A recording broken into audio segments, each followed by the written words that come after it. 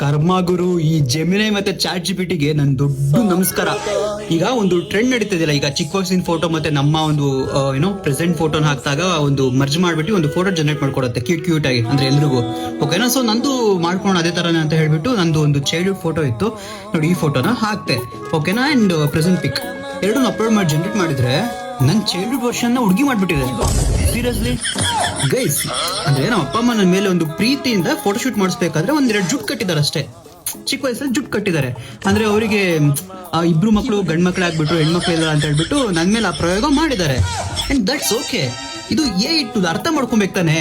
ನನ್ ಹುಡುಗಿ ಅಂತ ಹೇಳ್ಬಿಟ್ಟು ಹುಡುಗಿ ಡ್ರೆಸ್ನೇ ಹಾಕ್ಬಿಟ್ಟಿದೆ. ನನ್ ಕೋಪ ಏನ್ ಬರ್ತಿರೋದು ಅಂದ್ರೆ, ಈಗ ನನ್ ಫೋಟೋ ನಾನು ಹಾಕಿದೀನಿ ಅಂದ್ರೆ ನಾನು ಹುಡುಗ ನೋಡಿ ಗೊತ್ತಾಗ್ತಿಲ್ಲ, ಬಿಯರ್ಡ್ ಇದೆ ಎಲ್ಲ ಇದೆ ಓಕೆನಾ. ಸೊ ಆ ಒಂದು ರೆಫರೆನ್ಸ್ ಇಟ್ಕೊಂಡ್ಬಿಟ್ಟದು ಆ ಚೈಲ್ಡ್ಹುಡ್ ವರ್ಷನ್ ಹುಡುಗಾಗೆ ತೋರಿಸ್ಬೇಕು ತಾನೆ.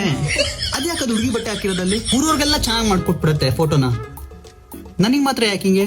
ನಾನು ಏನ್ ತಪ್ಪು ಮಾಡಿದ್ದೆ? ನಾನೇನಯ್ಯ ತಪ್ಪು ಮಾಡ್ದೆ? ನಾನು ಎಲ್ಲಿ ತಪ್ಪು ಮಾಡ್ದೆ?